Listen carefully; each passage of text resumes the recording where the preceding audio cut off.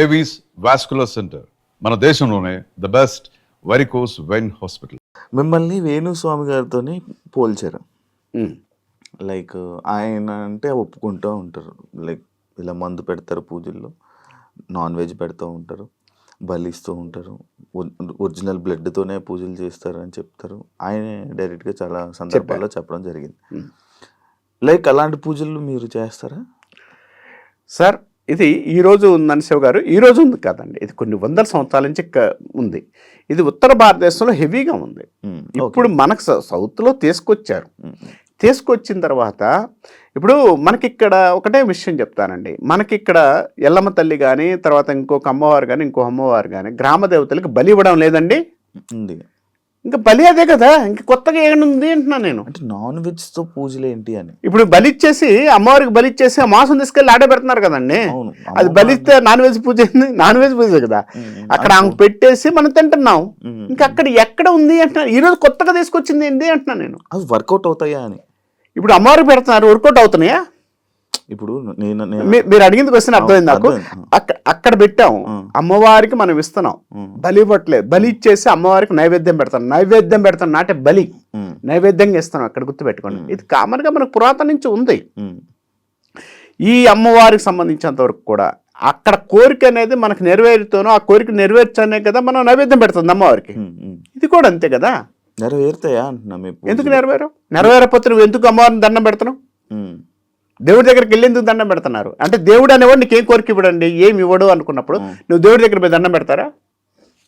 మొక్కాలి కదా, తప్పదు కదా. ఎందుకు మొక్కుతున్నారు? దేవుడు అనేవాడు ఏమి ఇయ్యడు, ఎందుకు పోయి దండం పెడుతున్నారండి చెప్పండి. ఇప్పుడు పెట్టాలి కదా, ఇప్పుడు పెట్టకపోతే పెట్టరా అని పక్కన ఉన్న వాళ్ళు అడుగుతారు. అవునండి, నువ్వు సొసైటీ కోసమో, నీ కోసమో, లేకపోతే ఇంట్లో వాళ్ళ కోసమో, లేకపోతే నిన్ను సొసైటీలో ఏరుగా అనుకుంటారు ఉద్దేశంతో నువ్వు దండం పెడుతున్నావు. అవునా? నేను అంటుంది అదేనండి, దేవుడు అనేవాడు మనకన్నా అతీతమైన శక్తి, ఒక శక్తి ఉంది. ఆ దేవుడు కావచ్చు సమ్యక్ సమ్మయ్. ఆ శక్తికి మనం మొక్కుతున్నావా లేదా, నమ్మాలే లేదా? మీరు అన్న పాయింట్లో నాకు ఇంకొకటి సడన్ గా ఒకటి గుర్తొచ్చింది. మనుషులు ఇప్పుడు మీరు ఎగ్జాంపుల్ అని శివ గారు అన్నారు, నేను మిమ్మల్ని గురువు గారు అన్నాను. దేవుడు ఆడు అతను ఆయన అలా మనం పలుకుతున్నాం కదా, అంటే డూ ఏంటి అనొచ్చా? ఇప్పుడు లేకపోతే దేవుడి పేరే దేవుడు మంచి మాట, చాలా మంచి ప్రశ్న ఇది. నేను విషయం ఏంటంటే, ఇప్పుడు నేను మీతో 2 రోజులు పరిచయం కింద, జస్ట్ గంట కింద పరిచయం, సార్ శివ గారు అన్నాను. 2 రోజుల తర్వాత మాట్లాడతాను, శివ గారు అన్నా. 4 రోజుల తర్వాత శివ అంట. 5వ రోజు కొంచెం ఇంకా క్లోజ్నెస్ అయ్యామనుకోండి, ఏముంటాను నేను, సమ్యక్ సమ్వై పదాలు వస్తుంటాయి. ఆ పదాలు నేను చెప్పడానికి ఇష్టపడను. కాబట్టి ఆ పదాలు అనేది ఎందుకు వచ్చింది, మిమ్మల్ని ఓన్ చేసుకునే దాన్ని బట్టి. నేను మిమ్మల్ని ఓన్ చేసుకుంటున్నాను. నేను ఆరే ఒరే ఇవన్నీ వార్డింగ్స్, ఇవన్నీ ఓన్ అవుతున్నాయి కదా. అవును. ఇప్పుడు అక్కడ దేవుడు కాదు, దేవుడు అంతే, వాడు అంటాం, భర్త అంటున్నారు కొంతమంది. ఇప్పుడు ఉత్తర భారతదేశంలో శ్రీకృష్ణుడిని భర్తగా ప్రేమించి భర్తగా ఊహించుకొని ఈ రోజు కూడా ఆడవారు ఆయన పెళ్లి చేసుకున్న వాళ్ళు 1,000 మంది ఉన్నారు. ఇక్కడ ఆ భగవంతుడు వేరే శక్తి రూపం లేదు, ఆ శక్తిని మనలో ఆవాహన చేసుకునే దాన్ని బట్టి ఉంటుందండి అంటా నేను. అలాగే ఎలా అంటామండి అంటే, ఇప్పుడు అనాలి కదా. కొంతమంది జై శ్రీకృష్ణ కృష్ణ అంటారు, కృష్ణ. కొంతమంది కృష్ణుడు, ఒరే కృష్ణుడు అనేవాళ్ళు కూడా ఉన్నారు. అది మరి ఇంకేముంది, ఆ దేవుడే మనకి ఏం జాతకం అని చెప్తారు. ఆ దేవుడే మనకు చెప్తారు, మీ జాతకాలు ఏంటి, ఈ జాతకాలు ఇలా చెప్పండి అని చెప్పి మీకు దేవుళ్ళే మీకు చెప్తుంటారు. అలాంటి దేవుడికి రెస్పెక్ట్ ఇవ్వకుండా డూడా ఇలాంటి పదాలు వాడుతుంటుంటే దేవుడు కోపం కదా. దేవుడి కోపం వస్తే, ఇప్పుడు ఇదే చెప్తున్నాను, మిమ్మల్ని ఓన్ చేసుకునే పద్ధతి బట్టే నాకు ఉంటుంది అంటున్నాను. నేను ఓన్ చేసుకుంటున్నా, అమ్మ మాట్లాడుతున్నాం కాబట్టి మనకి మాట్లాడుతున్నాం. నేను ఆమెతో మాట్లాడతా కదా, నేను ఆమెతో దగ్గర కూర్చుంటా కదా, దేవుడి దగ్గర పోయి కూర్చుంటావు. దేవుడు మీతో మాట్లాడతారా? నాతో మాట్లాడతాడు కదా సార్, ఎవరితో మాట్లాడతాడు. ఇప్పుడు మీరు కూడా పోయి కూర్చోండి, 2 గంటలు 3 గంటలు కూర్చోండి, డైలీ కూర్చొని నువ్వు తప్పే నాకు దిక్కు లేదయ్యా అని కూర్చొని డైలీ కూర్చొని మాట్లాడండి. దేవుడు మాట్లాడతాడు, 100% మాట్లాడతాడు. నీలో నీకు మార్పు తెస్తూ నీలో నీతో మాట్లాడతాడు ఆయన. అదే కదా స్వరూపం. అది మన ఊహ, ఆ ఊహలోంచే కదా. ఇప్పుడు మాటలు మీ దగ్గర నుంచి నోట్ల నుంచి వస్తున్నాయి, మీరు ఆడి నుంచి వచ్చిన మాటలు చెప్పండి నాకు లోపల నుంచి. ఎక్కడి నుంచి ఎట్లా వచ్చినాయి? ఇక్కడ ఆలోచించబట్టి, ఇక్కడ ఆలోచన ఎలా వచ్చింది?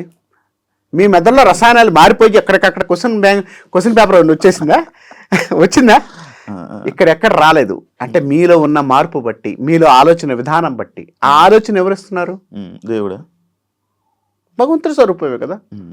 మీరు అన్నట్టు నేను దేవుడు అంటున్నాను, మీరు కాదండి నా మైండ్ ఆలోచిస్తా అన్నారు. మీ మైండ్ కూడా ఆలోచించడానికి కారణం భగవంతు స్వరూపమే కదా. స్వరూపం లేనిదే మనం ఎవడేం చేయలేం కదా.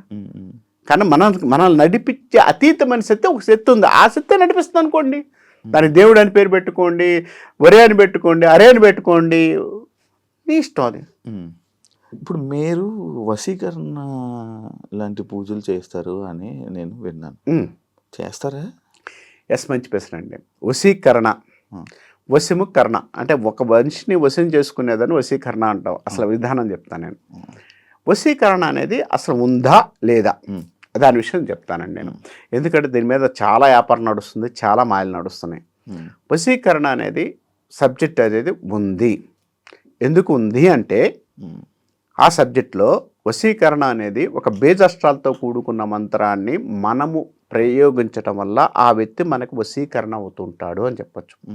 ఈ వశీకరణ అనేది కూడా అందరి కనపడ్డోడు కల్లా చేసేది కాదు. అది భార్యాభర్తలకో కొన్ని మంచి కార్యక్రమాలకో చేసుకోగలిగితేనే మంచి పద్ధతి అని చెప్తాను నేను.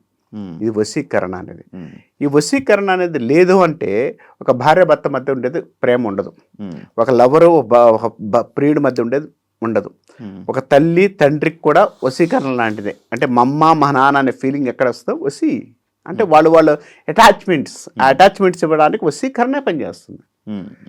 కాబట్టి ఈ విధానం ఉంది. ఈ విధానంలో చేసే తప్పులు ఏంటంటే, ఒక భార్యని ఇష్టపడ్డాడు, ఒక అమ్మాయిని ప్రేమించాడు, ఆ అమ్మాయితో ఉండాలనుకోవడం, ఆ అమ్మాయితో పెళ్లి చేసుకోవాలనుకోవడం తప్పు లేదు. పక్కనింటి వాళ్ళని గెలకడం, పక్కనింటి వాళ్ళు చూడడం అనేది తప్పు. అవును, ఆ విధానం వద్దు అంటారు. ఇది వశీకరణ అనేది ఆ సబ్జెక్టు ఉంది. ఆ సబ్జెక్టు కూడా ఎందుకు మాట్లాడుతున్నానంటే, దాన్ని చేసుకొని బాగుపడ్డోళ్ళు చాలామంది ఉన్నారు. దాన్ని చేసుకోండి, సాధన చేసుకోండి, అది మీరంతటి మీరు చేసుకోండి అంట నేను. ఎవడేం చేయడు, నేను పూజ చేస్తాను, నేను పూజ చేస్తే వస్తుంది, ఇదంతా అబద్ధం.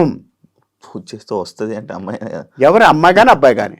నేను అబ్బాయిని కాబట్టి అమ్మాయిని అడిగాను, అమ్మాయిని అడుగుతాడండి, అమ్మాయి అబ్బాయిని అడుగుతుంది. ఇప్పుడు నా దగ్గరకు చాలా మంది కేసులు వస్తున్నాయి ఈ మధ్య. చాలా మంది మొగుడిని చంపుతున్నారు, మొగుడిని కాకుండా పక్కన చేసుకొని లవ్ చేస్తున్నారు. అంటే అదేంటి వశీకరణ కదా.